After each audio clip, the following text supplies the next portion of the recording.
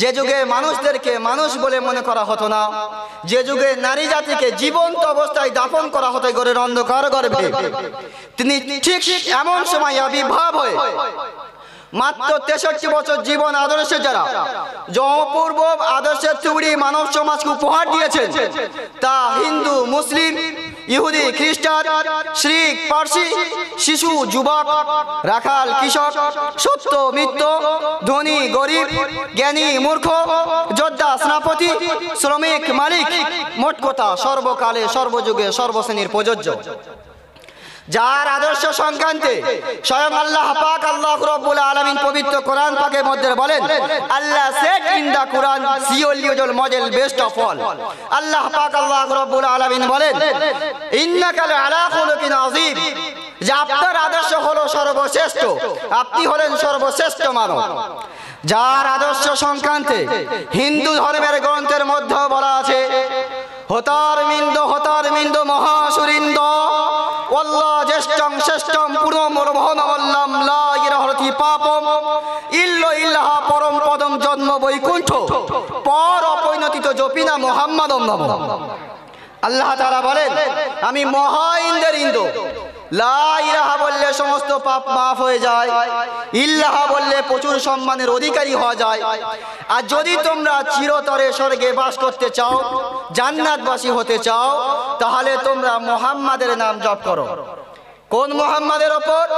যে মুহাম্মদ আরবি হুজুর আকরাম সাল্লাল্লাহু আলাইহি ওয়াসাল্লাম মাটি গর্ভে থাকাকালীন জানার পিতা দুনিয়া ছেড়ে পরকাল ত্যাগ করেছিলেন, যিনি ইহকাল ত্যাগ করে পরকাল চলে গিয়েছিলেন, যিনি 6 বছর বয়সে নিজের আম্মা জানকে হারিয়েছেন। আল্লাহর হাবিব সাল্লাল্লাহু আলাইহি ওয়াসাল্লাম প্রতিদিন যখন বিকাল বেলা ময়দানে গিয়ে যখন বাচ্চাদেরকে খেলাধুলা করতে দেখতেন, সূর্য যখন ঠিক অস্ত যাওয়ার সময় হয়ে আসতো, আল্লাহ রাসূল সাল্লাল্লাহু আলাইহি ওয়াসাল্লাম খেয়াল করে দেখলেন প্রতিটা সন্তানের বাবা সূর্য অস্ত যাওয়ার কিছু সময় পূর্বে ঠিক নিজের সন্তানের কাছে ফিরে এসে নিজের সন্তানকে আদর করে নিয়ে কোলে তুলে নিয়ে আদর করে কপালে চুম্বন দিতে দিতে ভালোবাসতে বাড়িতে নিয়ে যায়। আল্লাহর হাবিব সাল্লাল্লাহু আলাইহি ওয়াসাল্লাম নিদারুণ দৃশ্যটা দেখার পরে মা আমিনাকে প্রশ্ন করলো যে, মা, আমি যেখান থেকে চোখ খুলেছি ভূপৃষ্ঠের বুকে যেদিন থেকে আমি ভূপৃষ্ঠ হয়েছি, জন্মগ্রহণ করেছি, আজ পর্যন্ত কোনোদিন আমি দেখতে পেলাম না আমার আব্বা জানকে আমি আমার 2 নয়ন ভরে দেখতে পারলাম না। কোনোদিনের জন্য আমার আব্বা আমাকে কোলে দিল না, কোনোদিনের জন্য আমার আব্বা আমার কপালে চুম্বন দিল না। আপনি বলুন আমার আব্বা জান কোথায়? মা আমিনা নিজের সন্তানের কষ্ট বুঝতে পেরে নিজের স্বামী হারানো ব্যথা যন্ত্রণা নিজের দিলের মধ্যে স্তব্ধ করে দিয়ে, দিলের মধ্যে সীমাবদ্ধ রেখে দিয়ে কলিজার সন্তান মুহাম্মদকে কলিজার সঙ্গে লাগিয়ে বলেছিল, বাবা, তোমার বাবার সঙ্গে অবশ্যই তোমার একদিন সাক্ষাৎ হবে, এ বিষয়ে তুমি চিন্তিত হয়ো না। সে মুহাম্মদ কোন মুহাম্মদ? যার 6 বছর বয়স থাকাকালীন যার আম্মা জান দুনিয়া ছেড়ে চিরকালের মতন বিদায় জানিয়ে চলে গিয়েছিল, যিনি বাল্যকাল ইতিম অবস্থায় মরুভূমি পাথরের ওপর হাহাকার দিয়ে যন্ত্রণায় কাতর হয়ে ছটফট করে কেঁদেছিলেন আর বলেছিলেন, ও আমার জননী মা, পেটে ধরা মা, আমি ভূপৃষ্ঠের বুকে ভূমিষ্ঠ হওয়ার পর থেকে কোনোদিন 2 নয়ন ভরে নিজের আব্বাকে দেখতে পারলাম না, কোনোদিন নিজের আব্বাকে নিজের জিহ্বার আব্বা বলে ডাকতে পারলাম না, কোনোদিন আব্বা জানকে দেখতে পেলাম না, আব্বা নামটা জবান দ্বারা উচ্চারিত করতে পারলাম না। এমন তো অবস্থায় আমার বয়স মাত্র 6। এরকম দুরবস্থায় আপনিও আমাকে ছেড়ে চিরতরের মতন চলে গেলেন, আমি তো এতিম হয়ে গেলাম, অসহায় হয়ে গেলাম। আজকের পর থেকে মা নামক যে ভালোবাসা সম্পূর্ণ শব্দ, সেটাও আমার জিহ্বা থেকে মুছে যাবে। আমি আজকের পর থেকে তো আর কোনোদিন কাউকে মা বলে ডাকতে পারবো না। যিনি উম্মতের মায়ায় কেঁদেছেন, যিনি আজও পর্যন্ত রওজা মুবারকে শুয়ে কান্না করছেন, যিনি রোজকাল মাহশরের দিন, কিয়ামতের দিন যিনি আল্লাহর সামনে সেজদায় গিড়গিড়িয়ে কাঁদবে। বলা হয়েছে হযরত আদম আলাইহিস সালাতু ওয়াস সালাম থেকে নিয়ে যত নবী এসেছে সমস্ত নবী বলতে থাকবে, ইয়া রাব্বি নাফসি ইয়া রাব্বি নাফসি, ওয়া ইয়াকুলু আদামু সাফিউল্লাহি ইয়াওমাল কিয়ামাতি ইয়া রাব্বি নাফসি ইয়া রাব্বি নাফসি, ويقول موسى كليم الله يوم القيامة يا رب نفسي يا رب نفسي ويقول عيسى روح الله يوم القيامة يا رب نفسي يا رب نفسي ويقول نوح نجي الله يوم القيامة يا رب نفسي يا رب نفسي ويقول داود خليفة الله يوم القيامة يا رب نفسي يا رب نفسي ويقول يوسف صديق الله يوم القيامة يا رب نفسي يا رب نفسي ويقول نوح نجي الله يوم القيامة يا رب نفسي يا رب نفسي ويقول نبينا وهادينا وشفيعنا وسيدنا محمد صلى الله عليه وسلم يوم القيامة يا رب أمتي يا رب أمتي তো আসুন যে নবী সম্পর্কে বলা হয় জানার হাসি মুবারক দ্বারা দিন উজ্জ্বলিত হয়, যার চুলের কৃষ্ণতার কাছে রাতের অন্ধকার হার মানে, যার খুশবুতে মেশকে আম্বর আপন খুশবু পেরে পায়, যার পরশগুণে নরকবাসী স্বর্গবাসী হয়। তা আসুন ভক্তি ও ভালোবাসা শহীদ করে সেই নবীর ওপর দরুদ ও সালাম নাজরানা বর্ষিত হোক। আমরা সকলে সমবেত কণ্ঠে বলি সাল্লাল্লাহু আলাইহি ওয়াসাল্লাম। অতঃপর বসে থাকা দূর দূরান্ত থেকে আগত দিন প্রেমিক ধার্মিক প্রেমিক শ্রোতা মণ্ডলী, আমি প্রত্যেককে আমার হৃদয়ের স্পন্দ থেকে জানাই আন্তরিক সালাম, শুভেচ্ছা, অভিনন্দন, ওয়েলকাম, শুভাশীষ, সাধুবাদ, ধন্যবাদ, প্রেম, প্রীতি, ভালোবাসা। বিশেষ করে আমার পর্দা নিশি মা ও বোনেরা যারা রাস্তায় ঘোরাফেরা করছেন, ও মা ও বোন, তোমাদেরকে দুটো করে পায়ে ধরে বলি, মা তোমাদের জন্য স্পেশাল জায়গার ব্যবস্থা আছে, তোমরা সেখানে চলে যাও।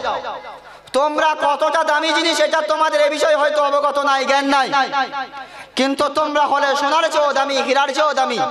সেজন্য মা আর বোন যারা বাইরে এখনো আছে, ভাই যে এত পরিশ্রম করে দিনী মাহফিল দিনী অনুষ্ঠানগুলো কেন কায়েম করা হয়, কেন প্রতিষ্ঠিত করা হয়? মেলার মতন দোকান বসবে, লোক ওখানে ভিড় জমাবে, এই জন্য মনে হয়, এই জন্য করা হয় যে যারা জাননেওয়ালা আছে, যারা উলামা আছে, তারা আসবেন, তারা কোরআন ও হাদিসের আমাদেরকে দিন সম্পর্কে অবগত করাবেন। আমরা চেষ্টা করব সেই অনুযায়ী আমল করা। সেজন্য ভাই আল্লাহ তাআলার কাছে সর্বপ্রথম দোয়া চেয়ে রাখি যে আল্লাহ যতক্ষণ আলোচনা হবে কোরআন ভিত্তিক উপর আলোচনা করিয়ে নিও, বক্তা এবং শ্রোতা উভয়কে আমল করা তৌফিক দিও। প্রত্যেক বলি আল্লাহুম্মা আমিন। আল্লাহ পাক আল্লাহ রাব্বুল আলামিন মানব জাতির সৃষ্টি করার পূর্বে সমস্ত ফেরেশতাদিগকে একত্রিত করে বলেছিলেন, ওয়া ক্বালা রাব্বুকা লিল মালাইকাতি ইন্নী জাঈলুন ফিল আরদি খলিফা। আল্লাহ পাক আল্লাহ রাব্বুল আলামিন সমস্ত ফেরেশতাদিগকে একত্রিত করে বলেছিলেন, তখন মানব জাতি জিন জাতি কোনো সৃজন করা হয় নাই। সমস্ত ফেরেশতাদিগকে একত্রিত করে বলেছিলেন যে আমি ধরতির বুকে প্রতিনিধি সৃষ্টি করতে চলেছি। সমস্ত ফেরেশতা বাধা দিয়েছিল, দিয়ে বলেছিল, আল্লাহ আপনি এমন জাতিকে সৃজন করতে চলেছেন যারা দুনিয়ার মোহমায়ায় পড়ে, দুনিয়ার ভালোবাসায় জড়িয়ে আপনার সঙ্গে গাদ্দারি করবে, নিজের জীবনটা নিজের মন মানসিকতা ভাবে চালিয়ে যাবে, সময়টা অতিবাহিত করে দেবে, শুধুমাত্র আপনার সঙ্গে গাদ্দারি করে যাবে। আপনি এদেরকে বানাবেন না, আপনি এদেরকে সৃজন করবেন না। আমরা তো আপনার প্রশংসা করি, আপনার ইবাদতই করি। আল্লাহ পাক আল্লাহ রাব্বুল আলামিন বলেছিলেন, ক্বালা ইন্নী আ'লামু মা লা তা'লামুন, আমি যা জানি তোমরা তা সম্পর্কে অবগত নয়। এবার আল্লাহ পাক আল্লাহ রাব্বুল আলামিন মানব সৃষ্টির রহস্য বলছেন যে আমি মানব জাতি জিন জাতিকে কেন সৃষ্টি করলাম। আল্লাহ পাক আল্লাহ রাব্বুল আলামিন বলছেন, ওয়া মা খালাকতুল জিন্না ওয়াল ইনসা ইল্লা লিয়াবুদুন। আমি আল্লাহ পাক আল্লাহ রাব্বুল আলামিন মানব জাতি এবং জিন জাতিকে সৃজন করেছি শুধুমাত্র আমি আল্লাহ আমার ইবাদত ও উপাসনা করার জন্য। আবার আল্লাহ পাক আল্লাহ রাব্বুল আলামিন বলছে যে বান্দা, আমি যে তোমার একটা সাময়িক একটা হায়াতের জীবন দিয়েছি, তুমি কি জানো এই তোমার সাময়িক হায়াত জীবন দেওয়ার পূর্বে আমি আল্লাহ তোমার জন্য মওতকে বানিয়েছি। আল্লাহ তাআলা বলেন, আল্লাযী খালাকাল মাউতা ওয়াল হায়াতা লিয়াবলুয়াকুম আইয়ুকুম আহসানু আমালা। আল্লাহ পাক আল্লাহ রাব্বুল আলামিন বলে, বান্দা আমি তোমাকে সৃষ্টি করার পূর্বে আমি আল্লাহ তোমার জন্য মওতকে বানিয়েছি। কি বানিয়েছে? মওত বানানো হয়েছে। মওতটা কি জিনিস? আল্লাহ পাক আল্লাহ রাব্বুল আলামিন বলেন, কুল্লু নাফসিন যায়কাতুল মাউত, যার মধ্যে প্রাণ আছে সে অবশ্যই একদিন মৃত্যু স্বাদ আত্মসাৎ করবে, অবশ্যই একদিন তার মৃত্যু হবে। ও অচিরেই ভাই আমরা যে ধর্মের অনুসরণকারী হই না কেন, যে ধর্মের মানুষ হই না কেন, যে কর্মের মানুষ হই না কেন, যে স্তরের মানুষ হই না কেন, যে সম্মানের মানুষ হই না কেন, এটা আজ পর্যন্ত কেউ অস্বীকার করতে পারেনি, আগামীতেও কেউ পারবে না। মৃত্যুর হাত থেকে কেউ রেহাই পায়নি, আগামীতে কেউ পাবে না। আল্লাহ পাক আল্লাহ রাব্বুল আলামিন বলেন, ইযা জাআলাহুল মাউত, যখন মৃত্যুর নির্ধারিত সময় চলে আসবে তখন এক সেকেন্ড দেরি করা হবে না, এক সেকেন্ড তাড়াহুড়ো করা হবে না, ঠিক নির্ধারিত সময় অনুযায়ী তোমার থেকে তোমার জানকে কবজ করে নেওয়া হবে। আবার আল্লাহ পাক আল্লাহ রাব্বুল আলামিন মানবের কল্যাণার্থের জন্য বলেন, ওয়ালা তামুতুন্না ইল্লা ওয়া আনতুম মুসলিমুন, হে জাতির মানুষ তুমি ততক্ষণ পর্যন্ত মৃত্যুবরণ করিও না যতক্ষণ না পর্যন্ত পূর্ণরূপে তুমি একজন মুসলমান হতে পারবে। ও ভাই, দিলে হাত দিয়ে একবারে ভেবে বলি যে আমার খাতাটা কোন খাতায় নাম আছে, আমার নামটা কোন আমলনামায় নাম আছে, মুনাফিকের খাতায়, গায়ের জাতির খাতায়, না আল্লাহর বান্দার খাতায়, না মুমিনের খাতায়, কার খাতায় নাম আছে আল্লাহর কালামকে জিজ্ঞাসা করলে বোঝা যাবে। আল্লাহ পাক আল্লাহ রাব্বুল আলামিন বলেন যে আমার বান্দা যারা হবে বান্দার মধ্যে কিছু সিফাত পাওয়া যাবে। ও ভাই, আমরা কারা? আল্লাহর বান্দা তো। আমরা কারা বলুন না সবাই, আমরা কারা? আল্লাহর বান্দা। বান্দা শব্দের অর্থ কারো জানা আছে? বান্দা শব্দটা হলো ফার্সি শব্দ, এর আবিধানিক অর্থ হলো চাকর বা গোলাম বা দাসী। যতক্ষণ আপনি নিজেকে চাকর হিসেবে পরিচয় দেবেন, যতক্ষণ আপনি চাকরের মতন চলবেন, ততক্ষণ আপনার মালিক আপনাকে গোলাম হিসেবে মেনে রাখবে। যখন আপনি নিজেকে মালিক বলে মনে করবেন, আপনার মালিক আপনাকে কাজের মধ্যে রাখবে? রাখবে বলে মনে হয় ভাই? রাখবে না, বহিষ্কার করে দেবে, বলবে তোর মতন কারিগরের, তোর মতন গোলামের, তোর মতন চাকরের আমার কোনো দরকার নাই। ও ভাই, যদি আল্লাহ পাক এরকম আমাদের বলতো, আমাদের অবস্থা কি হতো? আমাদের শনি, রবি, সোম, মঙ্গল, বুধ, বৃহস্পতি কাজা, শুক্রবার দিন সবার আগে যাবো, ছেঁড়া পাটা টুপি পরে সবার প্রথম নামাজ পড়বো, আবার সবার প্রথম কাতার ভেঙে পালাবো। যদি আল্লাহ পাক আমাদেরকে জিজ্ঞাসা করে যে বান্দা তোর মতন বান্দার আমার দরকার নাই, তোকে আমি দুনিয়ায় থাকার ব্যবস্থা করবো না, দুনিয়া থেকে তুমি বাইরে হয়ে যাও, কোথায় যাবে ভাই? যার মতন কোনো জায়গা আছে? কোনো জায়গা নাই। তো আল্লাহ পাক আল্লাহ রাব্বুল আলামিন বলছে যে আমার বান্দা কারা, তোমরা শুনে নাও। আল্লাহর কালাম বলছে, ওয়াইবাদুর রাহমানিল্লাযীনা ইয়ামশুনা আলাল আরদি হাওনা ওয়া ইযা খাতাবাহুমুল জাহিলুনা ক্বালু সালামা ওয়াল্লাযীনা ইয়াবিতুনা লিরাব্বিহিম সুজদান ওয়া কিয়ামা ওয়াল্লাযীনা ইয়াকুলুনা রাব্বানা ইসরিফ আন্না আযাবা জাহান্নাম ইন্না আযাবাহা কানা গরামা। আল্লাহ পাক আল্লাহ রাব্বুল আলামিন বলেন, ওয়াইবাদুর রহমান, রহমানের বান্দা কারা তোমরা কি জানো? যারা জমিনের বুকে নম্র ভদ্রভাবে চলাফেরা করবে, যারা, তারা হলো রহমানের বান্দা। ওয়াইদা খাতাবাহুমুল জাহিলুন, যখন জাহিল বা মূর্খ মানুষ তাদের সঙ্গে বিতাড়িতভাবে তর্কতে জড়াতে যাবে, তারা সালাম দিয়ে খেতে বার হয়ে যাবে, যারা, তারা হলো রহমানের বান্দা।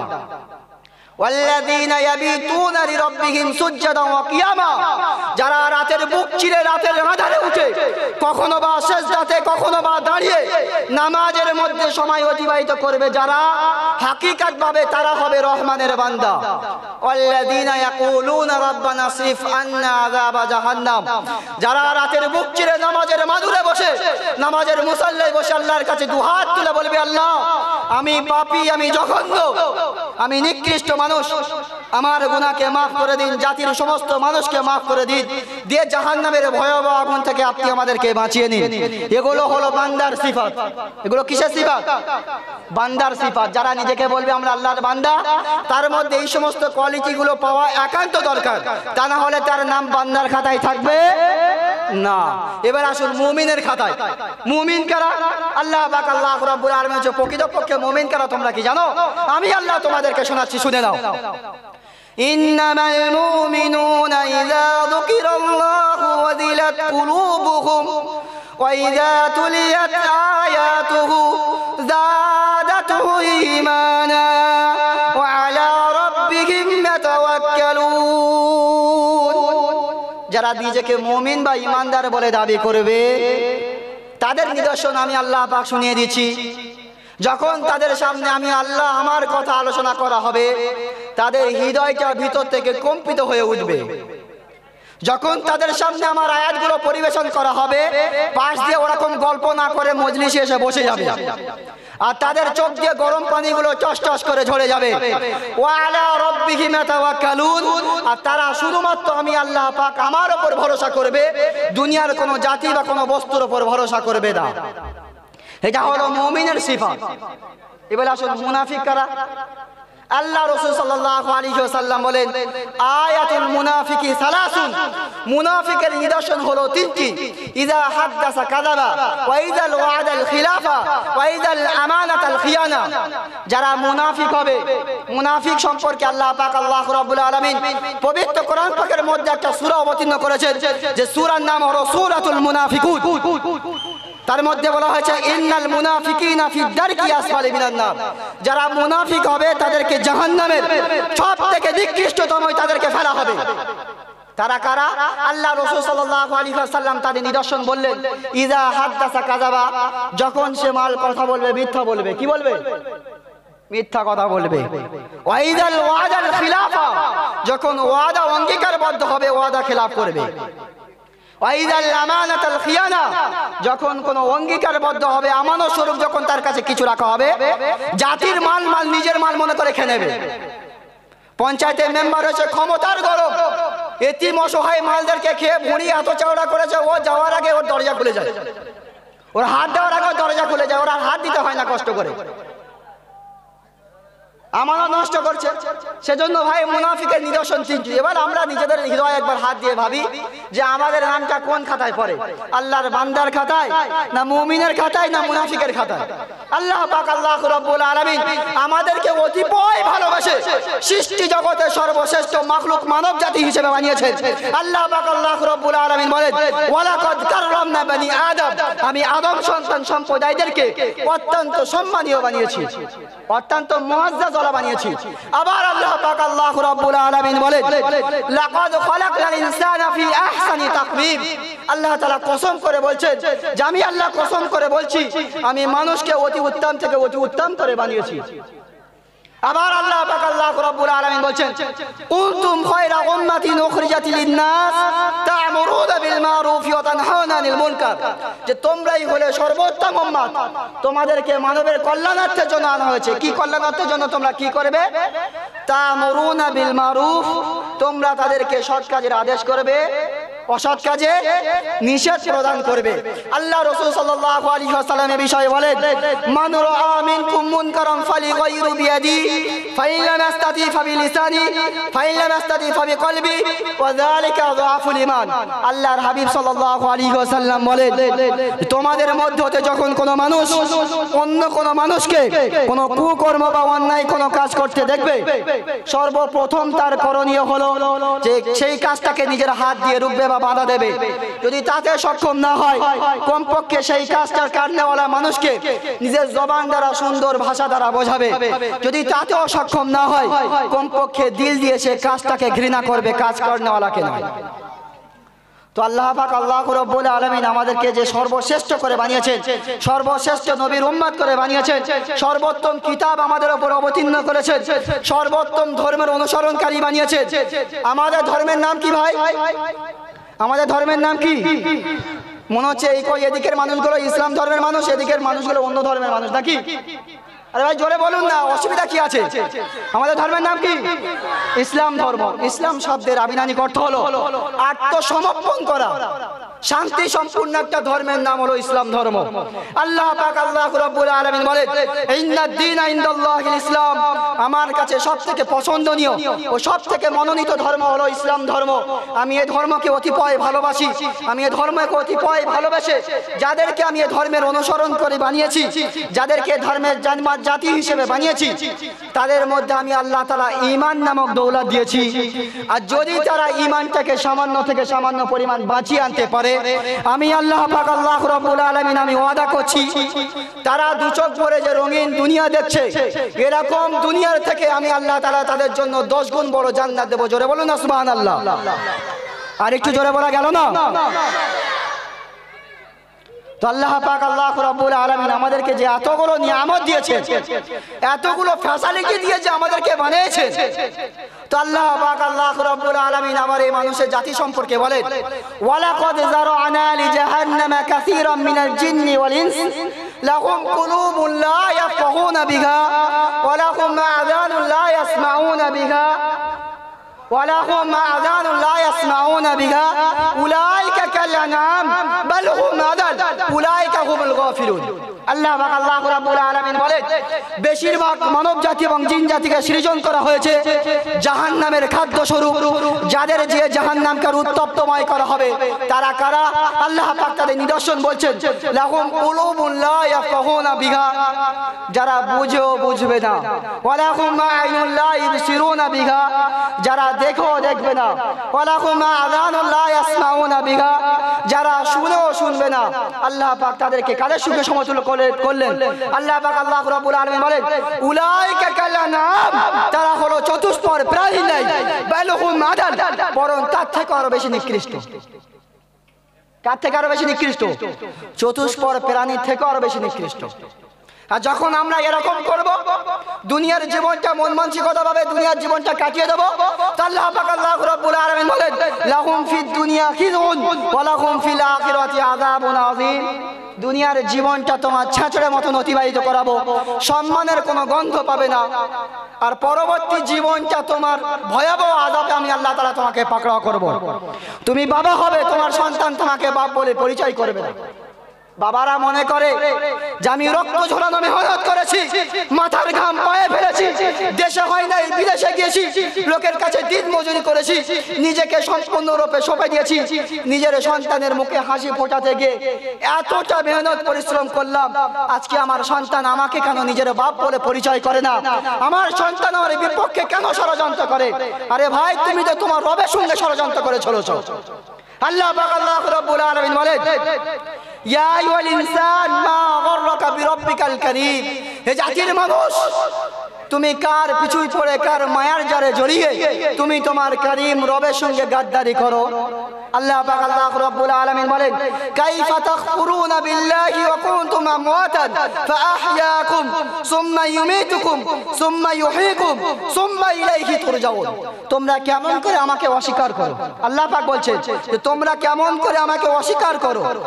তোমাদের তো কোনো অস্তিত্বই ছিল না, তোমাদের তো কোনো হাইসিয়াতই ছিল না। আমি আল্লাহ পাক তোমাদের হায়াতের জীবন দিয়েছি, আবার তোমাদেরকে মৃত্যু দেব, আবার তোমাদেরকে জীবন্ত করব, পরে তোমাদের পূর্ণাঙ্গ জীবনের হিসাব নামে আমি আল্লাহ তাআলা নেব। আল্লাহ পাক আল্লাহ রাব্বুল আলামিন আবার বলেন, ওয়াত্তাকু ইয়াওমান তুরজাউনা ফীহি ইলাল্লাহ সুম্মা তুওয়াফা কুল্লু নাফসিন মা কাসাবাত ওয়া হুম লা ইউযলামুন। আল্লাহ পাক আল্লাহ রাব্বুল আলামিন বলে, ও জাতির মানুষ, তোমরা সেই দিনকে ভয় করো যেদিন তোমাদিগকে আমি আল্লাহ তাআলা আমার কাছে ফিরিয়ে নিয়ে আসা হবে। ফিরে নিয়ে গিয়ে কি হবে? আল্লাহ তাআলা বলছেন, সুম্মা তুওয়াফা কুল্লু নাফসিন মা কাসাবাত ওয়া হুম লা ইউযলামুন, সেদিন প্রত্যেকটা মানুষের জীবদ্দশা সম্পর্কে চুলচেরা বিচার করা হবে। ওয়া হুম লা ইউযলামুন, কারোর প্রতি কোনো রকম অবিচার বা জুলুম করা হবে না, কারণ সে বিচার দিবসের মালিক কে হবে? বিচার দিবসের মালিক কে হবে?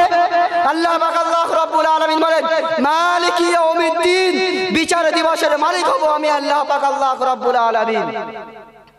আল্লাহ পাক আল্লাহ রাব্বুল আলামিন বলেন, ফামান ইয়া'মাল মিসকালা যাররাতিন খায়রান ইয়ারা ওয়া মান ইয়া'মাল মিসকালা যাররাতিন শাররান ইয়ারা, যদি তোমরা দুনিয়ার জীবনে সাময়িক থেকে সামান্য পরিমাণ যদি ভালো কাজ করে থাকো, আমি আল্লাহ সেদিন তার বদলাও দেব, আর যদি সামান্য থেকে সামান্য পরিমাণ কুকর্ম করে থাকো, আমি আল্লাহ সেদিন তার বদলাও দিয়ে দেব। আল্লাহ পাক আল্লাহ রাব্বুল আলামিন বলেন যে বান্দা, তোমাকে পাপী বলে আমি সাব্যস্ত কিভাবে করব?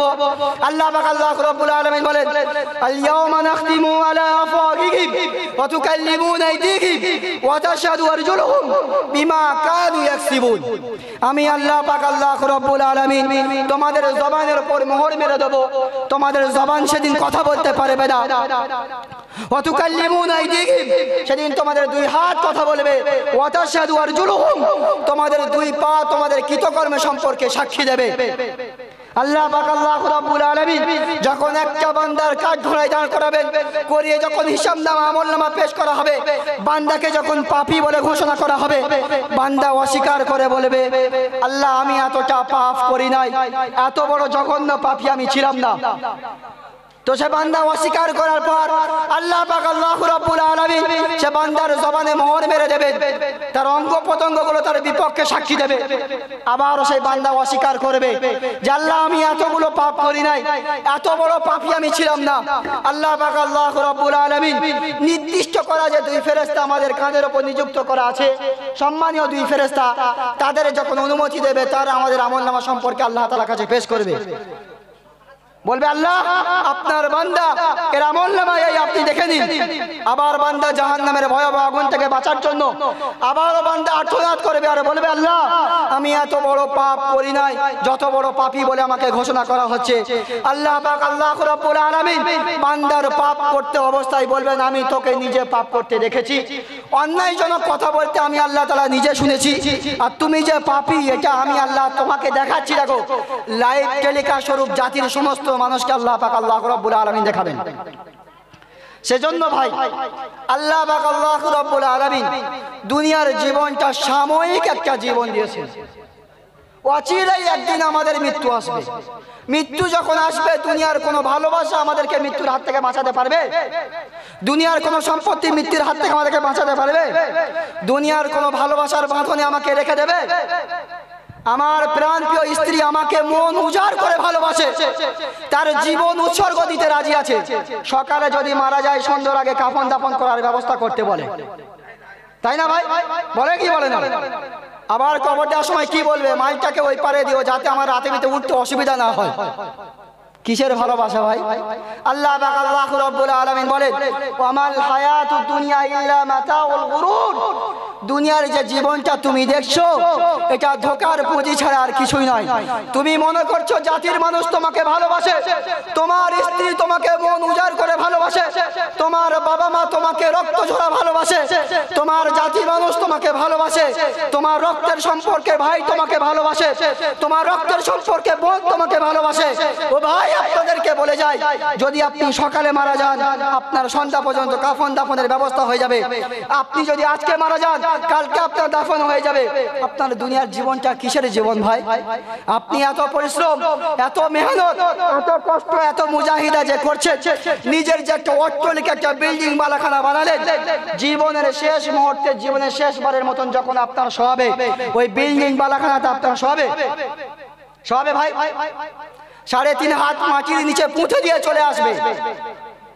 যখন আপনার শীতের মৌসুমে আমরা শীত থেকে বাঁচার জন্য একটা পোশাক নয়, দুইটা পোশাক নয়, একের অধিক পোশাকের ব্যবস্থা করে থাকি। ও ভাই কবরের আযাব থেকে বাঁচার জন্য যেখানে সাদা পোশাক কাফন ছাড়া আমাদের পরনের পোশাক আর কিছুই হবে না, সে আযাব থেকে বাঁচার জন্য আমি আপনি কি প্রস্তুতি নিয়েছি বলুন? আমার আপনার সরঞ্জাম কি আছে? গরম থেকে বাঁচার জন্য এসি, কুলার, ফ্রিজ, কত কিছুর ব্যবস্থা করে থাকি আমরা। বলুন কবরের মধ্যে আপনাকে বাঁশের উপর ছাদ ফেলা হবে, তার উপর মাটি দিয়ে ঢেকে দেওয়া হবে, আপনি অচিরেই একাকিত্ব ভাবে কবরের জীবনটা আপনার পাড়ি দিতে হবে। এবার আপনি বলুন যে আপনি কবরের আযাব থেকে বাঁচার জন্য আপনার দুনিয়ার জীবনটা কোথায় কাটিয়েছে? আপনার বন্ধু আপনাকে টেলিফোন করেছে, আপনার ফোনে 5টা মিনিটে 10টা মিস কল দিয়েছে, আপনি ফোনটা রিসিভ করতে পারেন নাই, আপনার বন্ধু রাগ করেছে, আপনার আপন মানুষ অভিমান করেছে, আপনার উপর রাগ করেছে, সম্পর্ক ভেঙে দেওয়ার ওয়াদা করেছে, সম্পর্ক না রাখার ওয়াদা করেছে। তোমার মতন মানুষের সঙ্গে সম্পর্ক করব না কেন? দরকারের সময় তোমাকে ডেকেছিলাম, তুমি আমার ডাকে সাড়া দেও নাই।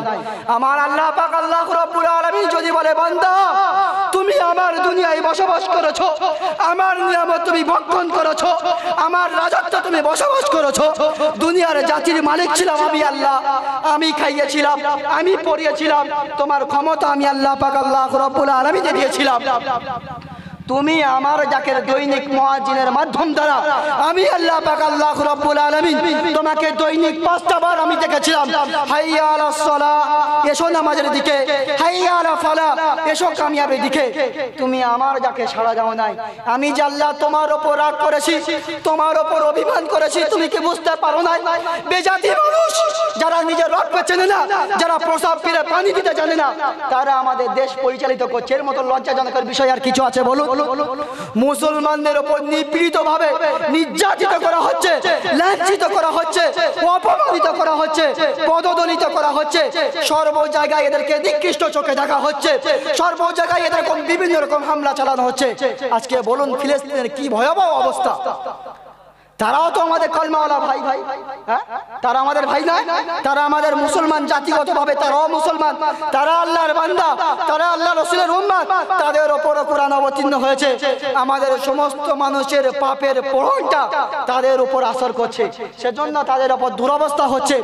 যদি এখনো পর্যন্ত সময় আছে, এখনো পর্যন্ত যদি আমরা আমাদের জীবন চলার পথটা যদি পরিবর্তন না করে নিই, প্রতিটা মহল্লায়, প্রতিটা গ্রামে, প্রতিটা বাড়িতে ফিলিস্তিন উপস্থিত হয়ে যাবে। ফিলিস্তিনের মতন দুরবস্থা দেখতে হবে। আপনি মা হয়ে বাচ্চার থেকে ভাত পাওয়ার আশা করলে হবে না, কারণ আপনি আপনার সৃষ্টিকর্তার বিপক্ষে রাজত্ব করছেন। আপনার সন্তান আপনাকে কেন দেখবে?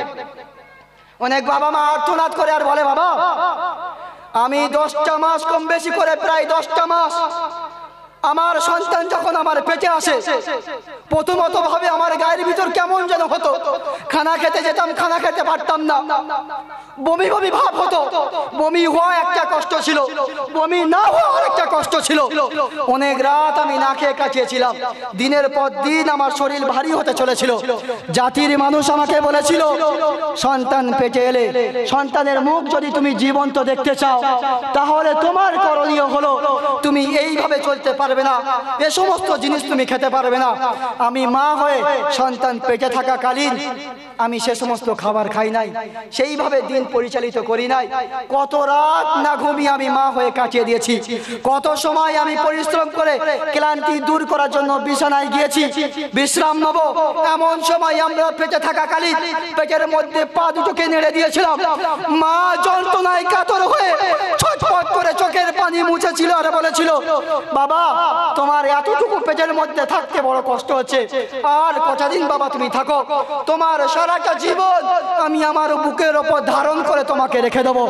এমন মা বলে যে আমি 32টি নারীর তলদেশে, কলিজার তলদেশে আমি আমার সন্তানকে একদিন নয়, 2 দিন নয়, 1 মাস নয়, 2 মাস নয়, কম বেশি প্রায় 9 মাসের অধিক ধারণ করে রেখেছিলাম। এরপর সন্তান ভূমিষ্ঠের বুকে ভূমিষ্ঠ হওয়ার সময় ডাক্তার পরামর্শ করতে গিয়ে বলেছিল, এমন দুরবস্থা চলে এসেছে, হয় রোগী বাঁচবে, না হলে হয় বাচ্চা বাঁচবে, না হলে বাচ্চার মা বাঁচবে। ফ্যামিলির সমস্ত মানুষ মিলে বলেছিল, বাচ্চার মাকে বাঁচানো যাক, যদি আগামীতে আল্লাহ তাআলা নসিবে রাখেন ওরকম আরো বাচ্চা আল্লাহ তাআলা দেবেন। ফল যদি গাছ থাকে আগামীতে আল্লাহ তাআলা চাইলে আবারও ফল হবে। মার কান পর্যন্ত যখন এই খবরটা গিয়েছে যে বাচ্চাকে শেষ করে দেওয়ার পরিকল্পনা চলছে, মা চলার মতন ক্ষমতা ছিল না।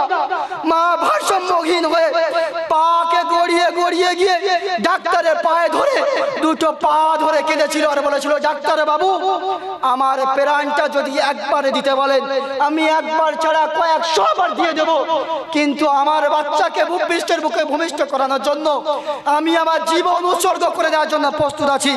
আপনি আমার সন্তানকে বাঁচান, আমার যা হওয়ার হয়ে যাক।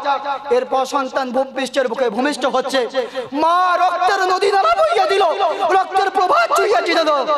মা রক্তের যখন ধারাবাহিকতা ভাবে রক্তের নদী নালা বইয়ে দিচ্ছে, মা বেহুশ হয়ে জ্ঞানহারা হয়ে জমিনের বুকে জ্ঞান শূন্য অবস্থায় মা পড়ে গিয়েছিল। তুমি যখন ভূপৃষ্ঠের বুকে ভূমিষ্ঠ হয়েছিলে, তোমার তখন ছোট্ট সতরি একটা শরীর, একটা আকার ছিল। তোমার দাদি, তোমার দাদা, তোমার নানি, তোমার নানা, তোমার খালা, তোমার খালু, তোমার মাসি, তোমার আপন মানুষগুলো ছুটে এসে তোমাকে কোলে তুলে নিয়ে আদর করছিল, চুমো দিচ্ছিল। তোমার মা জ্ঞান শূন্য অবস্থায় জমিনের মুখে পড়েছিল। মা জ্ঞান ফিরেছে।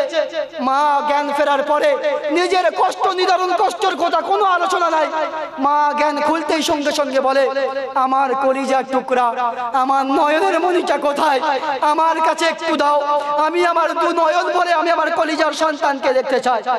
মায়ের কাছে যখন তার সন্তানকে পেশ করা হলো, মা নিজের সন্তানকে বুকের সাথে লাগিয়ে ঠোঁটের সাথে ঠোঁটটা মিশিয়ে চুম্বন দিয়েছিল আর বলেছিল, বাবা তুমি এখানে ছোট একটা দুনিয়ায় ছিলে, ছোট একটা জায়গায় ছিলে, তোমার থাকতে অনেক কষ্ট হয়েছে, অনেক অসুবিধা হয়েছে, বাবা আজ থেকে তুমি আমার বুকের ওপর লালিত পালিত হবে। দুনিয়ার কোনো সায়েন্স, দুনিয়ার কোনো মাস্টার, দুনিয়ার কোনো বিজ্ঞান, দুনিয়ার কোনো সমাজসেবী তোমার খাবারের ব্যবস্থা করতে পারে নাই।